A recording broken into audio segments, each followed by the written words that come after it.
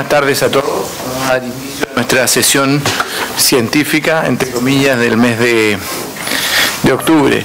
La verdad que como un interés del directorio nos pareció absolutamente contingente y apropiado tocar un tema, y para ello contamos, y desde ya con el más profundo agradecimiento, con dos distinguidos profesionales de la ley que han venido desinteresadamente a participar en este evento con nosotros. Reforma tributaria, cómo nos afecta, y es para ello que tenemos como expositor principal de la sesión de hoy día a don Mario Silva. Él es abogado de la Universidad de Chile, es director del Comité de Magísteres de Derecho Tributario de la Universidad de Chile, es profesor del Magíster de Derecho Tributario de la Universidad de Chile y trabaja como profesor en la Facultad de Derecho de la Universidad de Chile. Él nos va a hacer una presentación y posteriormente vamos a tener una discusión y preguntas abiertas de todos nosotros. En esta discusión va a participar activamente y nos va a dar su punto de vista José Joaquín Silva. Él es abogado de la Universidad de los Andes, es máster en Law de la Universidad de Berkeley y va a ser como el discutidor de este tema para que se haga más interesante y constructivo para todos nosotros. Así que desde ya espero que sea una provechosa reunión y los dejo con el profesor Mario Silva. Lo primero que tengo que decirles es que este es un tema muy amplio. Para que nos hagamos una idea, esta es la reforma tributaria a nivel de renta más importante desde que existe nuestra actual ley de la renta, es decir, la anterior modificación más relevante fue en el año 1975. ¿Ya? No ha habido una reforma más grande que esta desde 1975. O sea, y la gran reforma con el sistema que tenemos actualmente es del año 84. ¿Ya? Por lo tanto, estamos hablando de una vigencia de unas normas preestablecidas desde el año 84 que rigen hasta el día de hoy.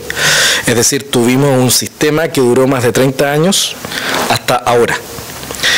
¿Por qué les digo esto? Porque tenemos un tiempo relativamente pequeño, entonces mi idea es darle tópicos los más simples posibles para que ustedes entiendan, pero en ningún caso vamos a abarcar toda la reforma tributaria. En el departamento tributario del Estudio Filippi, donde yo trabajo, somos 13 profesionales, llevamos 5 semanas reuniéndonos 2 veces a la semana para analizar la reforma tributaria y tenemos planeado reunirnos hasta el 15 de diciembre para analizarla. Y nos dedicamos todo el día a eso. Entonces, esto, para que no nos hagamos una idea muy, digamos, muy glamorosa, van a ser los principales tópicos nada más. ¿Y en qué me voy a centrar? Básicamente en los sistemas que estamos cambiando. Hasta el día de hoy, ¿qué es lo que ocurría? Muchas sociedades de profesionales, muchas empresas, ¿cierto?, obtenían rentas y esas rentas quedaban sujetas al impuesto de primera categoría, hoy día con tasa 20% y después de la reforma tasa vigente del 2014, 21%.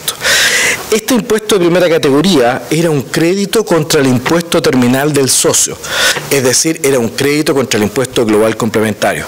El global complementario actualmente era de tasa del 40%, por lo tanto, si una renta en la sociedad profesional pagaba el 20% a nivel de la sociedad, cuando yo retiraba esa renta para mi consumo personal, pagaba, si estaba en la tasa máxima, un 20% adicional. Si yo no la retiraba, no se generaba más tributación. Más aún, existía un sistema en el cual yo podía trasladar rentas sin pagar global complementario entre distintos entes sujetos a contabilidad completa y el impuesto de primera categoría. Entonces yo podía hacer lo que se llamaban los retiros para reinvertir. ¿Ya? Yo podía mover rentas de un lugar a otro, podía mover el FUT de un lugar a otro. El FUT es algo que todo el mundo ha escuchado. Y, ¿ah? Sí, claro. Y darle una pincelada de lo que es el FUT. Primera cosa, el FUT no es un registro contable. La mayoría de la gente dice, no, es un registro de la contabilidad. No es cierto.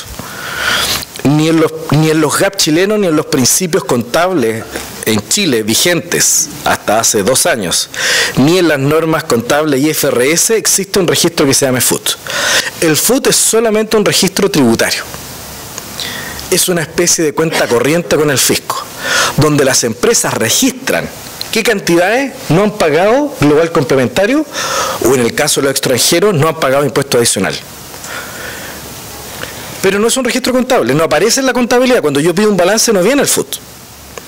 Este sistema del FUT se creó el año 84. ¿Con qué afán?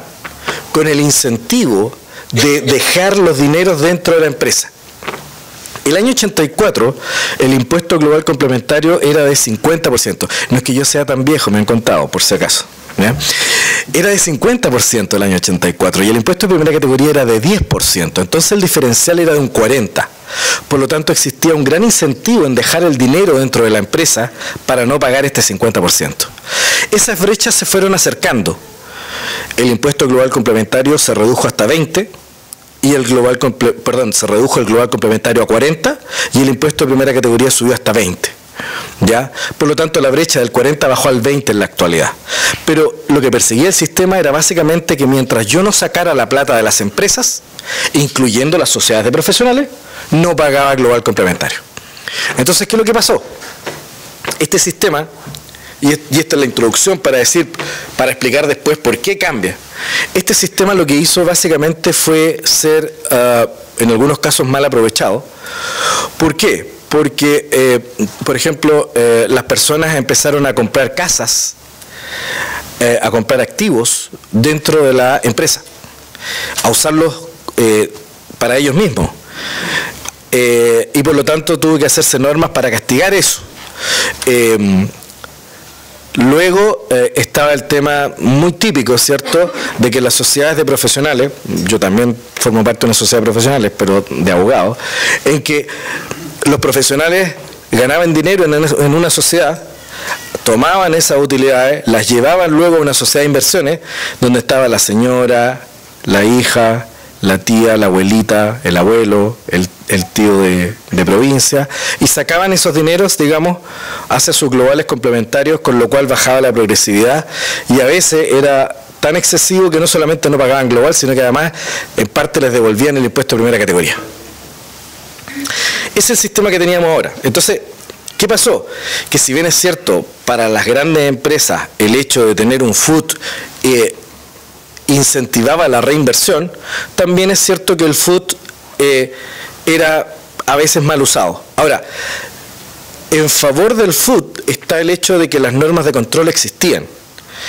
Y se produjo un fenómeno bien raro. El FUT, que empieza el año 84 y que dura 30 años, hasta el año 2000, 2003, 2004, era casi hablar en chino, hablar del FUT. Los contadores no lo conocían, los abogados tampoco. Y este último tiempo es cuando el FUT comenzó a ser más popular y la gente comenzó a manejar un poco el tema. ¿Qué es lo que hace esta reforma tributaria? Establece 3 sistemas. Primera cosa que les tengo que decir. El FUT, el Fondo de Utilidades Tributarias, y el FUNT, el Fondo de Utilidades No Tributarias, es decir, las cantidades que no pagan impuestos, siguen vigentes. El FUT histórico no se deroga. Por lo tanto, las sociedades de inversión y las sociedades de profesionales que hoy día tienen FUT van a seguir con ese sistema para adelante. No se deroga. Incluso es más, se les da una pequeña ventana, a mi juicio, no sé si alguien lo vaya a hacer, pero se les da una ventana de 1 año para que los que quieran retirar todo el FUT les dan una tasa especial del 32%. Entonces, por ejemplo, si yo tengo FUT con crédito del 20%, el próximo año pago el 12% y saco todo el FUT y nada más que pago el 12%, no el 20%. Pero esa ventana dura un tiempo, el próximo año. Resumen. ¿En qué consiste el concepto de aislar el FUT? Lo que han hablado algunos como... No es aislar el FUT. El FUT, lo único que... Todavía no llegamos ahí, pero te respondo anticipadamente. El FUT queda vivo, la única diferencia es que queda al final. En el sistema de prelación para el orden de los retiros queda al final. ¿Ya? Pero todavía no pasamos el orden de los retiros. Si solamente basta... O sea, si tengo un buen FUT en una sociedad hoy día y no quiero que se me contamine con las normas nuevas que se introdujeron con la reforma, ¿puedo traspasarle una nueva sociedad creada especial? Yo creo que esa es una muy mala idea. ¿Por qué? Básicamente porque en el sistema nuevo, que todavía no lo logro explicar, pero te respondo a tu pregunta, a lo mejor cuando lo explique lo entiendes mejor, porque es una muy mala idea. Porque en el nuevo sistema atribuido o semi-integrado, ¿cierto?, el FUT queda a la cola. Y por lo tanto todos los retiros van a pagar inmediatamente, reparta o no reparta, sobre todo en el atribuido, que es por defecto. Entonces, cuando yo necesite plata de caja, voy a tener todas las platas pagadas encima. Y exactamente al revés de cómo funciona ahora el sistema. Hoy en día, todas las platas gratis quedan al final del FUT. Se cambia. A futuro, todas las platas de FUT pendientes de tributación quedan al final. Y las platas que ya pagaron, las atribuidas, quedan encima. Por lo tanto, mover el FUT es un muy mal negocio, porque encima voy a tener todas las platas que van a estar libres de impuestos, porque ya van a tener los impuestos pagados. Entonces, salvo que tengo una muy buena razón, no me conviene mover ese FUT. ¿Qué buena razón puedo tener? Por ejemplo, yo ahora estoy asesorando a algunas sociedades anónimas abiertas en que tienen negocios en los cuales van a perder plata. Saben que van a perder plata. Entonces vamos a dividir. ¿Para qué? Para que ese negocio malo quede ahí y antes de fin de año se lleve parte del FUT. Y hagamos carry back, es decir, tengamos pérdida y podamos recuperar el impuesto de primera categoría. Pero salvo esos casos muy excepcionales, mover el FUT con la reforma no tiene mucho sentido. ¿Por qué? Porque voy a aflorarlo más rápido, voy a tener que pagar antes por una cantidad que no tiene sentido. Nadie va a pagar el 32% anticipado. Si el FUT en el fondo, mientras yo lo deje ahí, no va a pagar. ¿Ya? Es más, yo creo que a futuro lo que va a pasar en algunos años más, 5, 10, 15, 20 años más, no sé cuándo, porque en la práctica vamos a tener 3 sistemas, como les voy a explicar ahora, funcionando al mismo tiempo. Si todo el mundo se demoró entre 15 y 20 años en asimilar el FUT, este sistema, bueno, la gente hoy día es más estudiosa, es más capaz, todo, pero mi pronóstico es que antes de 5 o 10 años no se va a manejar esto. Vamos a tener 3 sistemas al mismo tiempo. Va a ser muy complejo. Entonces, mi pronóstico es que el FUT histórico que queda ahí van a dar en el futuro alguna posibilidad de salir más barato que el 12, para que se acabe definitivamente y produzca menos enredo. ¿Ya? Van a sacar las cuentas y van a ver. Una especie como de blanqueo como el del 8%. ¿Ya? Ahora, antes de hacer las preguntas, quiero explicarles los 2 sistemas que van a regir, porque estos 3 sistemas hoy en día van a existir en forma paralela. ¿Ya? Entonces quiero explicarle en qué consiste. El primero, el FUT y el FUNT siguen vigentes, al fondo. Y hay 2 sistemas que son optativos. La renta atribuida. La renta atribuida, ¿cierto? En el fondo, ¿qué es lo que va a hacer? En el proyecto cuando decían los políticos que paguen los ricos. Independientemente de que yo saque el dinero de la empresa, voy a tener que pagar como si lo hubiera sacado. Se va a atribuir utilidad a los dueños. Si yo no saco el dinero, pago igual global complementario o adicional en el caso del extranjero. Por lo tanto, primera cosa, cuando yo tengo renta atribuida, ¿me va a convenir dejar la plata dentro de la empresa o me va a convenir sacarla? Sacarla. Obviamente, ya pagué todos los impuestos terminales, ¿qué incentivo tengo? Salvo que tengo un muy buen proyecto de inversión, normalmente es más rico irse de vacaciones a Europa, comprarse un auto deportivo, una casita en la playa, una cosa poca, digo yo, y no dejarla en la empresa. Salvo que tengo un proyecto muy bueno, porque ya pagué todo, es plata gratis. ¿Por qué? Porque a fin de año la utilidad de la empresa va a pagar el impuesto de primera categoría, pero los dueños van a tener que reconocerla en su global o en su adicional. Ese es el primer sistema, la renta atribuida. ¿Cuál es el segundo sistema? Que es optativo, que fue gatillado o motivado por el protocolo, el acuerdo que firmaron todos los sectores políticos. Hay algunos ahora que se desmarcan, que dicen que yo no estuve, que yo no firmé, que yo no quería, que me había obligado. Lo firmaron todos. ¿Ya? ¿En qué consiste este sistema? En que básicamente yo voy a tener un impuesto de primera categoría más alto y no voy a pagar global complementario adicional como en el atribuido. Voy a pagar cuando saque la plata, pero voy a pagar una categoría más alta. Y como castigo no voy a poder aprovechar todo el crédito, va a ser un crédito proporcional. al 65%. Lo vamos a ver a continuación. Pero básicamente estos son los tres sistemas. Entonces vamos a tener tres sistemas al mismo tiempo. ¿En qué consiste el sistema atribuido?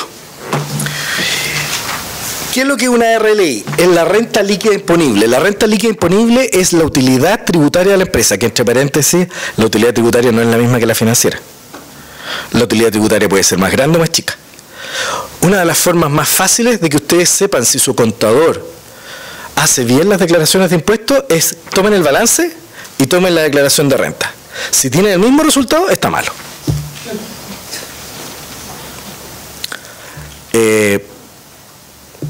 Cosa que es bastante común que tengan el mismo resultado. La probabilidad de que eso sea correcto en la práctica es cercana a cero. Siempre hay diferencias. Siempre. El capital propio para el efecto de corrección monetaria es distinta, los IPC son distintos, el financiero es negativo si es negativo, el tributario es cero, siempre hay diferencia. ¿Ya? Yo a veces le hablo en estos términos, pero aunque ustedes no crean, yo soy abogado, ¿eh? No soy... y esa declaración de renta, cuando tiene ese mismo resultado, por algún problema hay. O está mal hecha la contabilidad o está mal hecha la declaración. ¿Ya? El impuesto global complementario, ya cuando esté en régimen, va a bajar de 40 a 35. Por lo tanto, las personas, ¿cierto?, van a tener que pagar un impuesto adicional del 10%. ¿Ya? Un impuesto adicional del 10%. ¿Qué es lo que va a ocurrir? En todas las sociedades en que hay minoritarios con rentas bajas, ¿cierto?, van a exigir y van a querer que les distribuyan más. ¿Por qué? Porque se les va a atribuir una utilidad y no van a tener la caja. Entonces van a tener que pagar impuestos y van a querer que les distribuyan caja. ¿Ya? Y por otra parte, esas mismas personas, en la medida que no estén en las tasas marginales, no estén en la tasa del 35, van a querer renta atribuida. ¿Por qué? Porque al no estar en las tasas marginales del 35, les van a retener 25 y van a atribuírsele un 10, no solamente a lo mejor no pagan impuestos, sino que les devuelven. En cambio, los grandes inversionistas, ¿cierto?, los que de verdad son controladores grandes, como vamos a ver, se van a tratar de ir por el otro sistema, lo cual va a producir algunos conflictos. ¿Y puede ser, Mario, que no te alcance la plata que uno consigue por las utilidades regularmente? Podría ser. Puede darse la matemática. Sí, claro que puede ser, y por eso yo creo que va a ser conflictivo. Sobre todo en las sociedades anónimas en que hay un controlador y algunos chiquititos, cuando no les distribuyen los dividendos mínimos, digamos, para pagar eso, va a ser complejo. Ahora, tenemos la regla del 30%, ya, que nos asegura una cantidad de plata, digamos, por lo menos en la anónima abierta y en la mayoría de las cerradas, pero va a ser un tema. Va a ser un tema, sin lugar a dudas. Entonces, ¿en qué consiste este sistema? 25% más el 10% que pagan las personas. Además, cuando yo esté en este sistema atribuido, voy a tener que considerar las rentas atribuidas de mis filiales. Si yo tengo una sociedad abajo, ella va a atribuir y me van a llegar rentas a mí, y yo se las voy a tener que atribuir a mis dueños. ¿Cómo le atribuyo las utilidades? ¿De acuerdo al estatuto social o de acuerdo al capital social? Aquí hay un tema. Bueno, es bastante común hoy en día, sobre todo en las sociedades profesionales, ¿cierto?, en que se repartan utilidades de manera diferente a cómo aportaron el capital. ¿Ya? Acá la ley dice estatuto social, y si en los estatutos no está regulado de una manera distinta, va a ser de acuerdo al capital. Por lo tanto, estas cosas de plata que a veces pasan en las sociedades de personas y de profesionales, de que yo me llevo más, de que tú te llevas menos, y que el próximo año arreglamos, qué sé yo, van a generar problemas con impuestos internos. Yo voy a tener que entrar a explicar esto. ¿Ya? Les anticipo, eso sí, que la regla o la norma que había en el proyecto para sancionar expresamente las sociedades de profesionales y de inversión en las cuales participaban familias, no salió, no se aprobó. Nos quedamos con las reglas generales. ¿Ya? Otra cosa importante. En la reforma tributaria, o sea, en el sistema actual, cuando yo tengo una sociedad de personas, no las anónimas ni la SPA, si yo tengo utilidad financiera Es decir, yo tengo una utilidad por sobre la tributaria y yo retiro esa plata, hoy en día con el sistema actual no paga, queda postergada, lo que se llama un retiro en exceso. En el futuro, los retiros en exceso no van a existir y la utilidad financiera va a pagar impuestos a nivel de las personas naturales, de global complementario, de los contribuyentes de adicional. Lo único que la ley permite es que la empresa que generó esa utilidad financiera, que no tiene base imponible de primera categoría, anticipe la primera categoría, la pague por anticipado para que yo pueda aprovechar el crédito. Pero en ese sentido cambia mucho. Hoy en día, digamos, era muy típico tener sociedades, separar los flujos, llevarme los flujos que no habían FUT, utilidad financiera, después le ponía término de giro, se acabó. Eso ya no se va a poder hacer nunca más. Las utilidades financieras van a pagar impuestos global complementario y adicional, independientemente que se distribuyan o no se distribuyan. Esto, entre paréntesis, unido a una facultad, porque la reforma tributaria es gigante, como les digo, es un ladrillo de 140, 150 páginas, y que tiene muchas remisiones, entonces cuesta un poquito leerla. Pero hay una norma que ha quedado muy hacia la pasada y que nosotros la estuvimos analizando, y es la facultad que tiene hoy día el Servicio de Impuestos Internos, que antes no lo tenía expresamente, para determinar el sistema contable del contribuyente. Es decir, hoy día el Impuesto Interno me puede decir qué sistema contable debo yo ocupar. ¿Y por qué se los digo?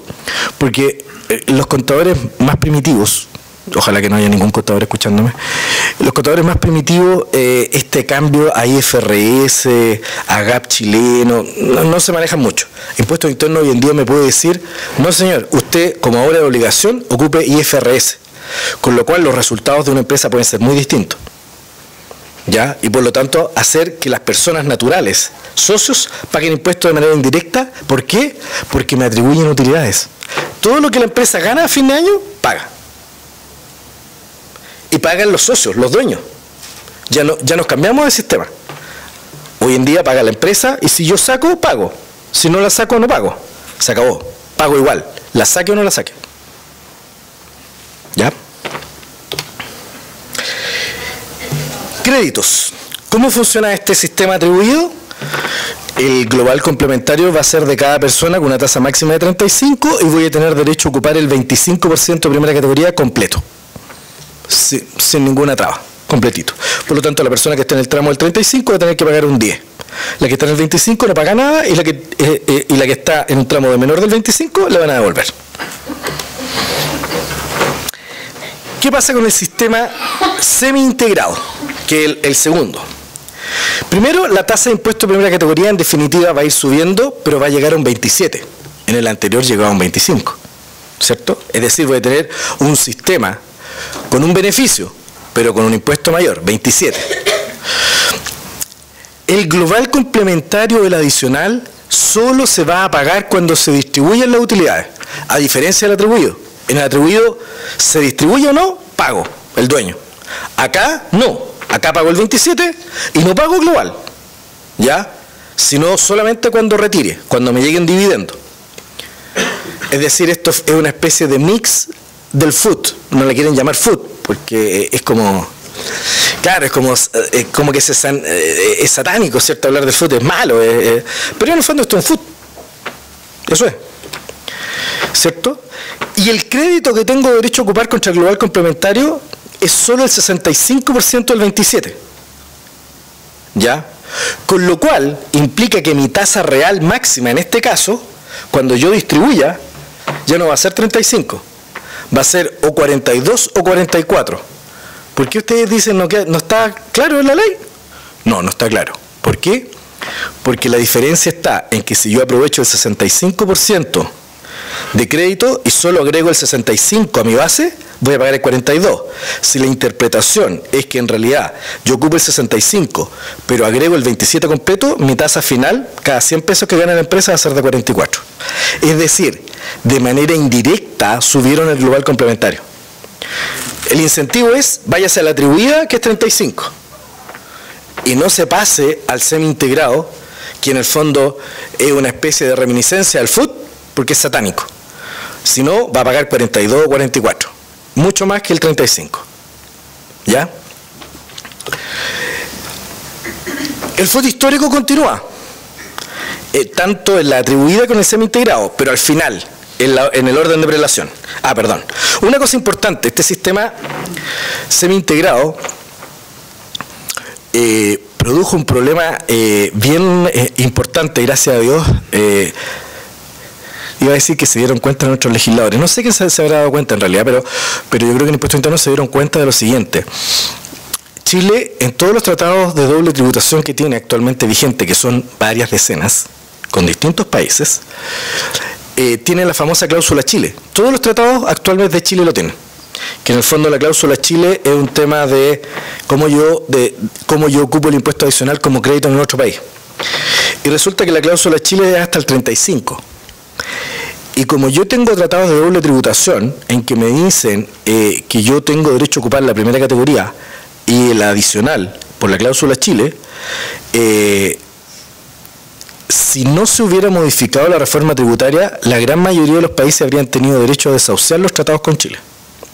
En otras palabras, en el caso del semi-integrado hubo una observación, una ley que salió 2 o 3 días después para arreglarlo en el sentido de que en el caso de los tratados el 27% es crédito completo y no el 65%.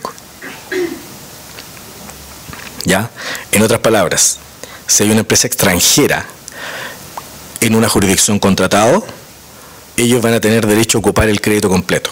En cambio, los nacionales, sujetos al global complementario, solo tienen derecho a ocupar el 65% del 27%. ¿Ya? Oye, Mario. Sí. Yo soy una persona natural dedicada a cualquier negocio, pero me veo relativamente bien y tengo inversiones en distintas cosas, acciones, en fin, de distintas empresas. Algunas de esas empresas decidieron que se van a acoger al sistema semi-integrado y otras a la renta atribuida. Entonces, sistema distinto. ¿Cómo me afecta a mí mi global complementario? Que en parte va a estar grabado con un crédito a favor de un porcentaje, con un crédito a favor de otro, dependiendo del sistema. ¿Cómo afecta a mí mi declaración de impuestos? Que afecta a distintos sistemas. Cada empresa tiene el deber de emitirte los certificados respectivos. Por lo tanto, tus certificados van a venir los atribuidos con renta atribuida y los semi-integrados con semi-integrados. Van a tener 2 tipos de certificados distintos. Lo que va a implicar, digamos, que para efectos de control la declaración de renta va a tener ahora más reglones. O sea, si ya era media compleja, va a ser más compleja. Ese es mi pronóstico. Ahora, a ti no debiera afectarte en la medida que lo hagan de manera correcta. ¿Ya? No debiera afectarte.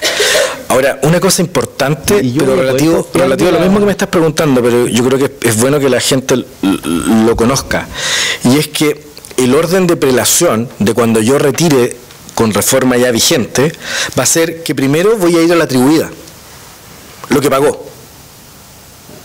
Si yo estoy atribuida, va a ir primero a la atribuida propia, después va a ir a la atribuida que me llega de los dividendos, después va a ir a las rentas exentas, después va a ir a las rentas utilidades financieras que pagan, y finalmente voy a ir al FUT. Es decir, el FUT quedó por allá abajito, y como tiene tributación pendiente, en el fondo muchas empresas están pensando que en el FUT en el fondo va a ser el capital de trabajo del futuro, porque casi nadie va a recurrir a él, casi la mayoría de las empresas están reinvirtiendo, entonces el FUT va a quedar ahí, ¿ya?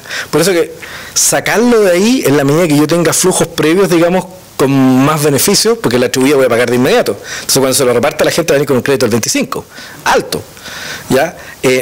Moverlo, salvo que exista una razón muy particular, no se va a mover. Pero ese es el orden de prelación. Atribuida propia, atribuida ajena, renta exenta, utilidades financieras y el FUT al final. Eso es lo que hemos interpretado la gran mayoría de las personas que nos dedicamos a esto en el Instituto Chileno de Derecho Tributario.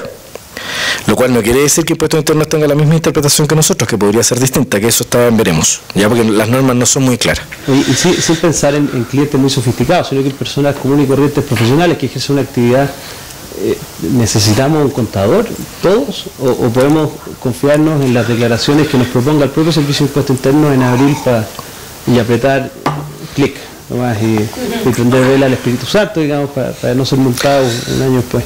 Mira,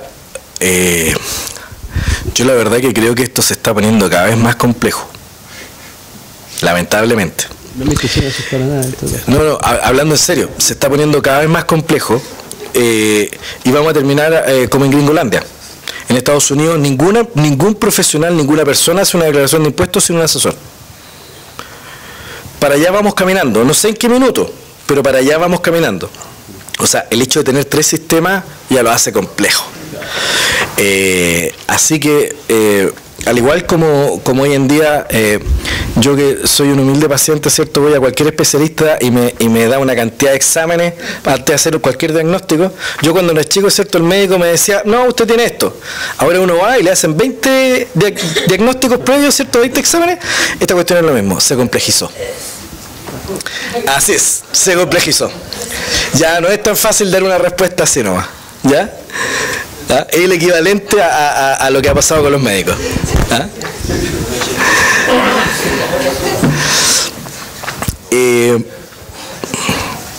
A ver, dentro de todo esto, de esta complejidad, te hago otro pronóstico, entre paréntesis.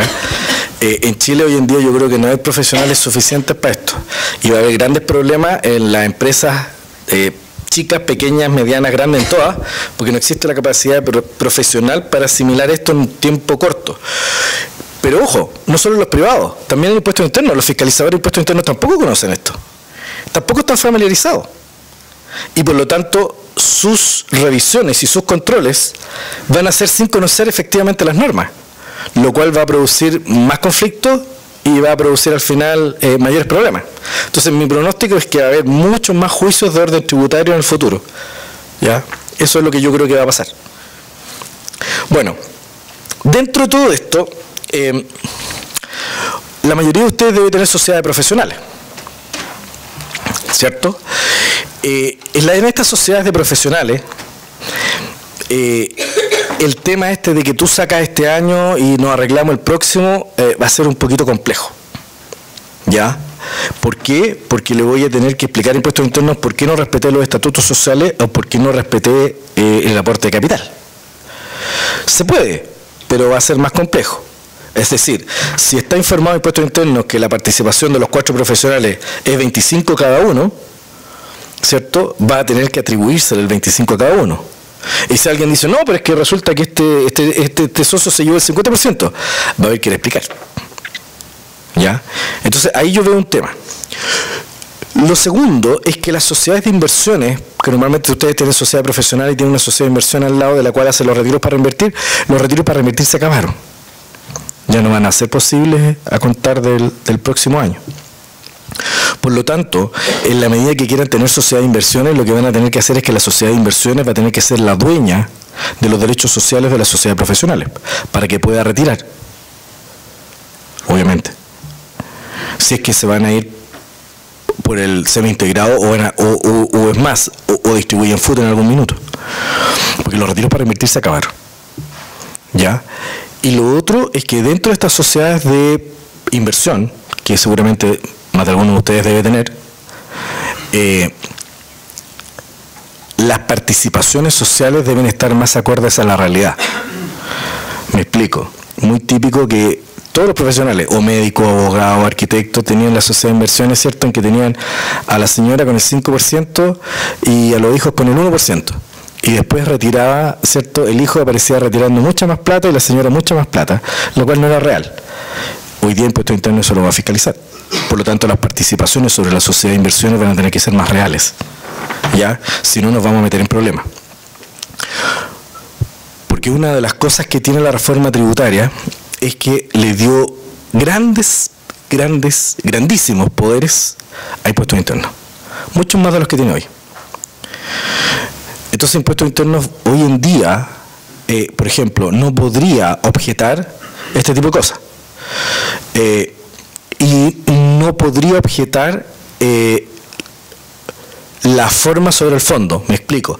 Si yo hago cosas jurídicamente correctas, Impuestos Internos no puede ir al fondo y decirme, no, usted lo que quiere hacer es esto otro. En la actualidad sí.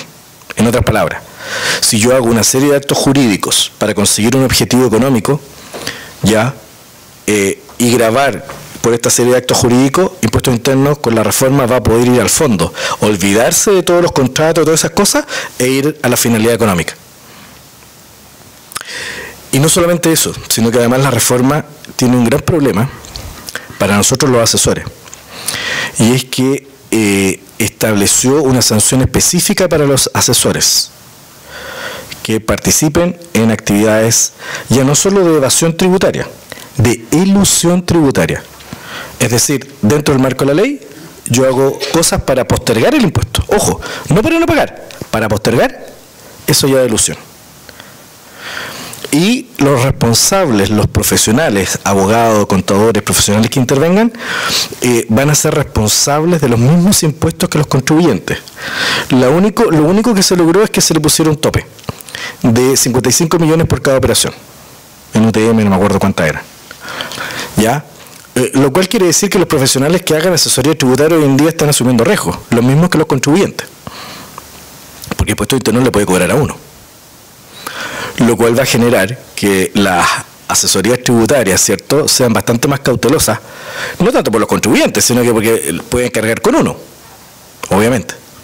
¿Ya? Entonces, consejo, en las sociedades de profesionales, todo acuerdo de un año, traten de evitarlo. Traten además de evitar el tema de los retiros para invertir, que ya no se van a poder hacer, y finalmente traten de cuadrar las participaciones un poco con la realidad y no tener al hijo con el 1% y retirando el 30 o el 40. Háganlo más real. ¿Ya? Dime. Esa consulta, tal vez mucha gente acá no domina mucho la parte tributaria. Tú dices que hoy día dar un consejo a un médico que trabaja en una clínica y un par de centros médicos, recibe su honorario, en parte como persona natural y en parte tal vez a través de una sociedad. Como consejo, por ejemplo, hoy día boletear un 20% como persona natural y el 80% a través de una sociedad. Si esta sociedad sería mejor que fuera hoy día de primera o de segunda, ¿cuál sería tu consejo hoy en día, respecto a hacer eso? Hoy en día, antes de la reforma, eso está clarísimo. La segunda categoría, salvo que tenga rentas muy bajas, a nadie le conviene. No tiene ningún sentido tener una sociedad profesional de segunda. Primero porque no lleva contabilidad completa, no tiene retiros para reinvertir, no, se atribuye, es casi una atribuida de hoy en día. Entonces, no tiene ningún sentido. ¿Ya? Es de primera categoría. De todas maneras, salvo que tengan rentas muy bajas. Cuando tienen rentas muy bajas, no es que sea más conveniente, te da lo mismo. Y la proporcionalidad, por ejemplo, ya, yo como médico hago una sociedad primera. Y tiene las boletas personales. Las boletas personales no es un tema, no es un porcentaje. Ojo, el tema de las boletas personales no es un porcentaje, es un monto. ¿Hasta qué monto? Hasta el monto en que tú puedas deducir el 30% de gasto presunto, que en el fondo es lo que te regala la ley. En este minuto, no me acuerdo la cantidad exacta, pero en el fondo como con 15, 16 millones o con 18 tal vez llega al 30% máximo que te permite la ley. Entonces no es un monto. Esos 18 en alguien que gane 180 millones es el 10% y en alguien que gane 360 el 5%. Entonces no es un porcentaje fijo, es un monto fijo. Y en alguien que gane, a lo mejor, que gane 36 es el 50%. ¿Te fijas? Es un monto, no un porcentaje. Y haciendo esa figura de, por ejemplo, llegar a estos 18 millones y el resto hacerlo como una sociedad, una primera categoría, ¿a cuánto le costaría hoy día un punto neto del porcentaje de impuesto que yo debo pagar? ¿Un 30, un 35? No, es que depende de cuánto sean tus rentas. Porque en el fondo tus boletas van a ir a tu global. ¿Ya? Y yo no sé qué tasa del global estás, porque también vas a tener una sociedad en la cual vas a hacer retiro. Entonces, si tú retiras mucho, van a estar en la tasa del 40. Si retiras poco, te vas a quedar con muy baja tributación. Entonces, eso es relativo de cuánto retires tú, de cuál sea tu global. Es una realidad personal. A ver, pero eso cambia todo. Al igual, claro, él me está preguntando por lo actual. Lo actual va a cambiar, pero eso es así. Entonces, en otras palabras, no existen las recetas, esta no es la receta de cocina perfecta, depende de cada persona. Porque incluso obteniendo las mismas rentas, los consejos son diferentes para alguien que consuma mucho o para alguien que consuma poco. Para alguien que tenga varios hijos con mayores de 18 años sin renta, para alguien que no, y así sucesivamente. O sea, es cada caso particular, no hay receta exacta. Esto no es como Falabella que tú vas y dices, quiero un talla 38. No. El talla 38 aquí no resulta. Te puede salir el tiro por la culata. ¿Ya? Pero a grandes rasgos es eso. ¿Ya? Ahora, con las atribuciones de impuestos internos hoy en día, el tema de yo facturar como persona y el resto facturarlo por la sociedad, voy a tener que tener una razón de negocio, una razón económica para hacer las cosas de esa manera. Hoy en día Impuestos Internos no puede decirle nada a nadie. ¿Ya? Yo soy el asesor de esta clínica, así que sé cómo funciona. Además asesoro, digamos, a la Asociación de Médicos de la Clínica Alemana. Yo sé cómo funciona. Y hasta este minuto no había nunca un problema. ¿En el futuro puede haber? Sí. Impuestos Internos te puede decir, señor, porque usted está facturando esta cantidad como persona y el resto por su sociedad. ¿Puede hacerlo con las nuevas normas? Sí. Entonces va a haber que buscar razones lógicas de por qué proceder de esa manera. Marqui, yo tengo la carga de probar las cosas. Sí. No. No, siempre tienen la carga de probar el contribuyente, salvo en materia penal, cuando te quieren meter preso. El dolo es lo único en la que tiene la carga el Servicio de Impuestos Internos. En el resto no. El servicio solo pregunta. Solo pregunta. Todos los documentos, el respaldo, la lógica comercial. Y uno tiene que dar las explicaciones razonables. Y si ellos lo consideran que no es, no vamos. No, multa y vamos a juicio. Y vamos a tribunales. Siendo bien sincero, la autoridad tributaria hoy en día está, incluso antes de que se aprobara la reforma, está con una actitud muy fiscalizadora, muy fuerte, muy potente, muy empoderada, los funcionarios, incluso antes de la reforma. ¿Ya? Yo lo noto, yo me dedico a esto hace muchos años, no tanto como creen algunos, pero algunos, y ha habido aumento de juicio, ha habido aumento de litigiosidad. Cosas que nunca te las objetaban, te las están objetando. Te piden una razón de negocios para una división, te piden justificación de honorario de repente de un profesional por 4 millones de pesos en una sociedad.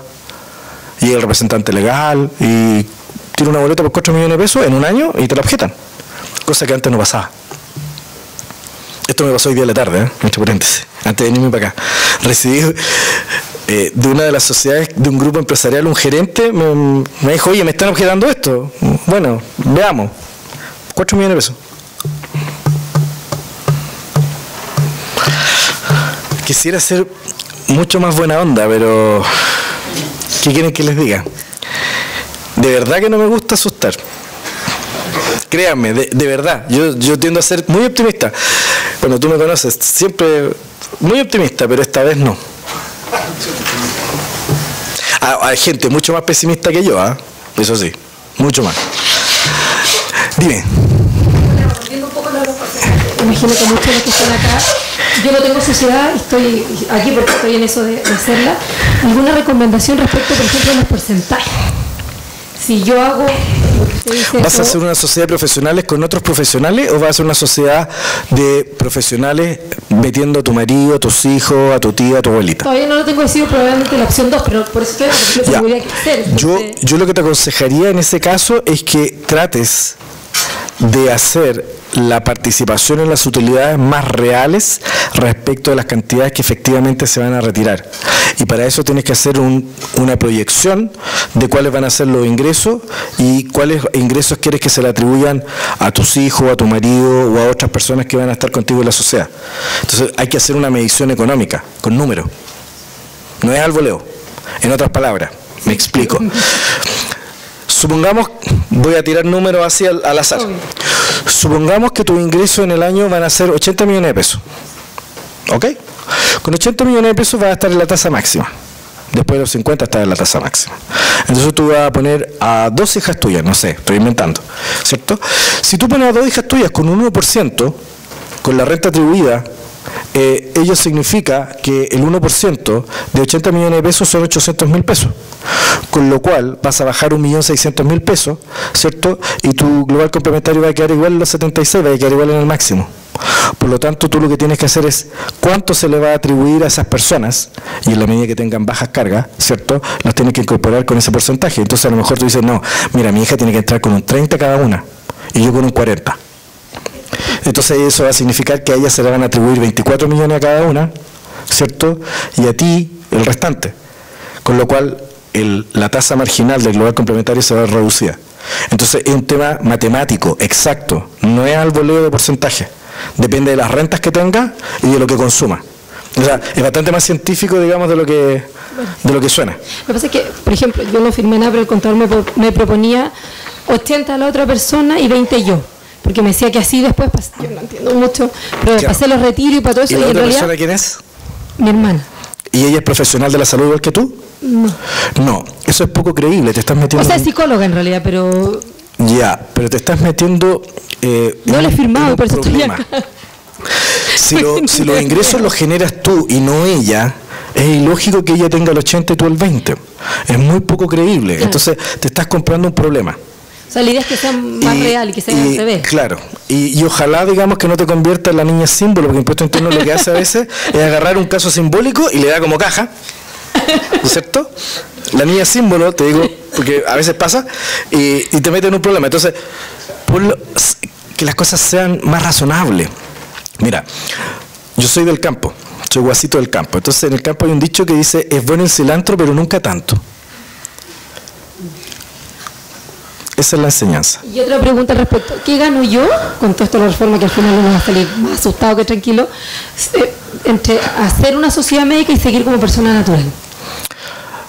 A nivel de analfabetismo, porque yo de verdad que sí, no entiendo nada. Mira, la gracia es que si haces una sociedad puedes bajar la tasa marginal del global complementario.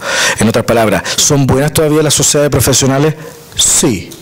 O mejor dicho, las sociedades que prestan servicios profesionales, porque no todos son profesionales de la misma área, tú puedes meter otras personas.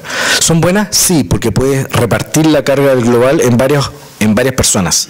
Y por lo tanto, como este es un impuesto progresivo, en la medida que quiebres la progresividad, siempre vas a estar ahorrando plata. En otras palabras, ¿son buenas? Sí, todavía son buenas. Porque si estás sola, es un solo global, y como es progresivo, vas a pagar el máximo. Por lo tanto, en el escenario 2015, las sociedades siguen existiendo. ¿Solo cambia esto que tú estás diciendo hoy día? No solamente, te explico, la vigencia de la reforma tributaria llega hasta el 2018. El 2015 entra en alguna, el 2016, 2017, y la última es el 2018. No es solamente un año, hay 4 años de vigencia, digamos, en el tiempo. Entonces, las sociedades de profesionales, claro que pueden seguir existiendo. Yo les estoy dando consejos de que las adapten, eso es todo. De que las adapten para que no haya problema. ¿Ya? Eso es todo. Adáptenlas más a la realidad. ¿Ya? Más a la realidad, porque si no estamos comprando problemas. La pregunta es esa, si tú vas a los tribunales, ¿qué expectativa tienes en un plazo razonable de llegar a puerto? Mira, a ver, nosotros en mi estudio, que nos dedicamos bastante al tema tributario, llevamos como 150 causas tributarias. No hay ninguna que se resuelva antes de 3-4 años, como mínimo. Y hay algunas que llevan 12.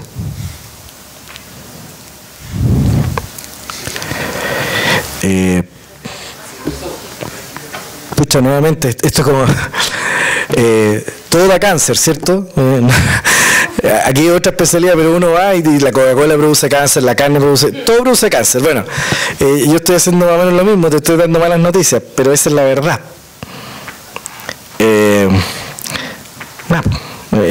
O sea, los tribunales tributarios fueron un gran progreso para los contribuyentes, pero obviamente no es la solución. De partida, en cada tribunal quedaron de nombrar 2 jueces tributarios y en todo funciona solamente uno. Ojo, eso no fue este gobierno, fue el gobierno anterior. Y en el gobierno anterior, no sé si se acuerdan, pero hace 2 o 3 años atrás dijeron, los tribunales tributarios hay que rebajarle el número de funcionarios porque van a tener muy poco trabajo. Adivinen qué, cuando llegó la reforma a Santiago, están saturados de trabajo. Hay algunos que tienen retraso de 6-7 meses. Ese no es problema, o sea, pastelero a tus pasteles, este no fue problema de este gobierno, fue del anterior. Yo voté por el anterior, por este no, pero todos han metido las patas en contra del contribuyente, a eso es a lo que me refiero. Un problema adicional que es la idoneidad de los jueces. ¿Saben de tributario o no? ¿Son expertos? Mira, paso. Por eso, paso. Además, varios de ellos fueron alumnos míos, saludos. Y además, en marzo y en abril de este año le hice clase a todos, así que saludos. No, hay algunos muy buenos y otros no tanto. Sí, hay otros, podrían ser mejores. Pero hay unos muy buenos. El tema no es, el tema es que no está funcionando como, o sea, no está funcionando como yo creo que debiera. Porque aquí hay una cosa que es bien paradójica. A todos los contribuyentes y todo lo que estamos haciendo ahora se fijan que todo es OCDE, porque en la OCDE se hace esto, porque en la OCDE se hace esto otro, pero la OCDE la exigen solamente para el lado de los contribuyentes. Pero exijamos la OCDE para el otro lado. Tengamos tribunales tributarios importantes, de verdad, con jueces tributarios que forman parte del Poder Judicial y no como ahora, que están tapados, no van a ver, estos señores no van a ser ministros de corte, están ahí y van a estar ahí para siempre. ¿Qué incentivo tienen? ¿Te fijas? Entonces, hagamos la OCDE, pero también para otro lado, exijámosle la OCDE al fisco. Ya, porque todavía me quedan algunas cositas que hablar. Sí, te quería preguntar, entonces para sociedades profesionales tendríamos que adscribirnos por lo que ganan las sociedades profesionales en general, mediano o chico, a renta atribuida y con las normas ProPyme. Sí, ese es el consejo en definitiva. Salvo que haya sociedades muy grandes, la verdad es que renta atribuida y ProPyme. Bueno, ¿qué es lo que le iba a decir ahora? Las normas ProPyme, que dentro de las cosas buenas que tiene la reforma, tiene algunas cosas buenas, se establecieron normas ProPyme bastante razonables, ¿ya? Y que básicamente estas normas ProPyme que tienen límites en cuanto al patrimonio y en cuanto a las ventas, no pueden ser sociedades muy grandes que vendan mucho, ni tampoco tener un patrimonio muy grande, ¿cierto? Se les dan ciertas ventajas tributarias, entre ellas, ¿cierto? El poder rebajar lo que inviertan del impuesto a pagar.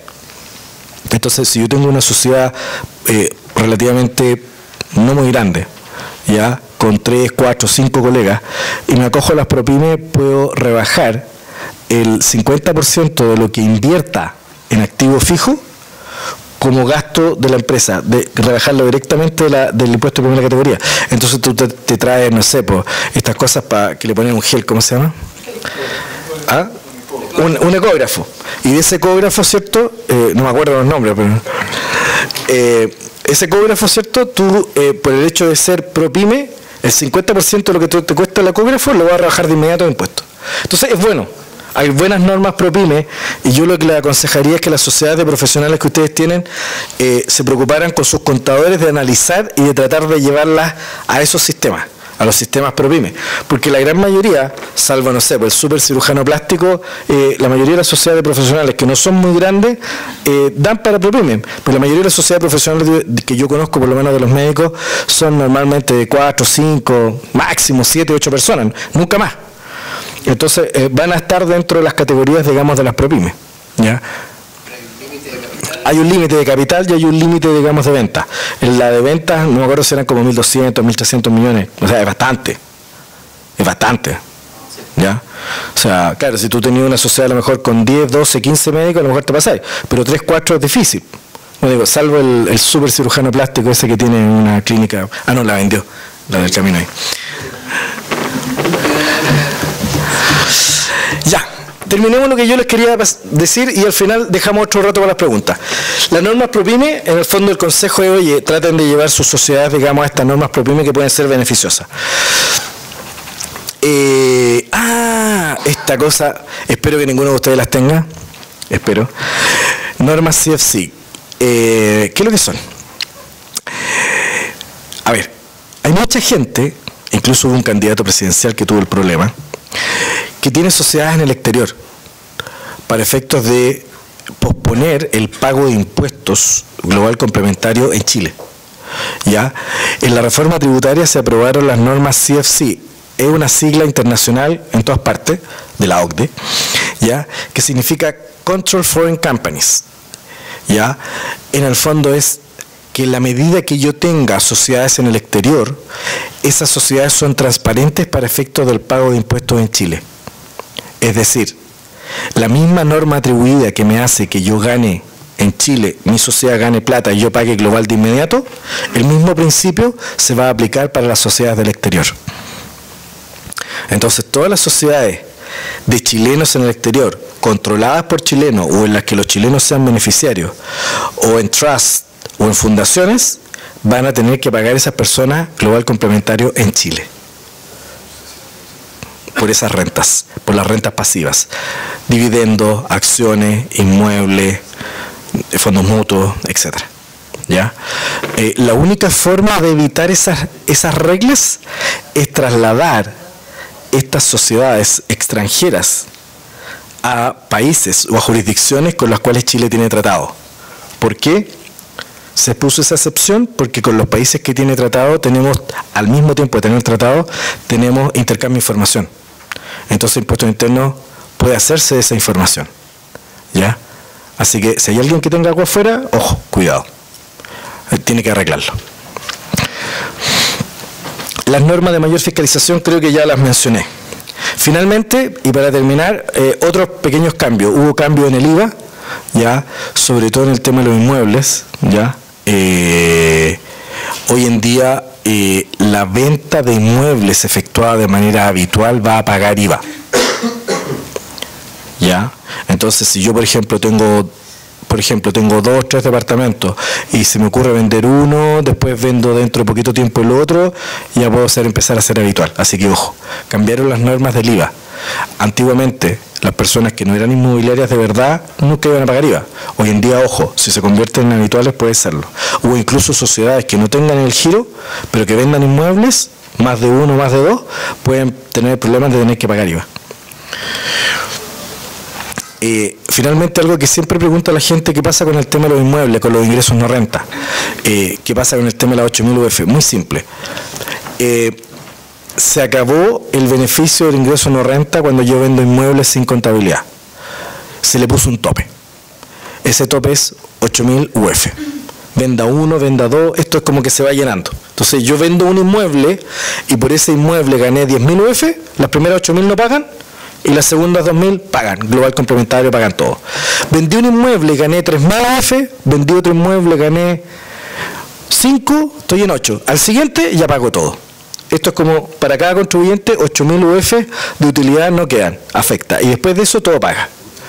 Salvo que yo haya tenido y adquirido este inmueble antes del año 2004. Si yo lo tengo antes del año 2004, lo puedo vender y no pago.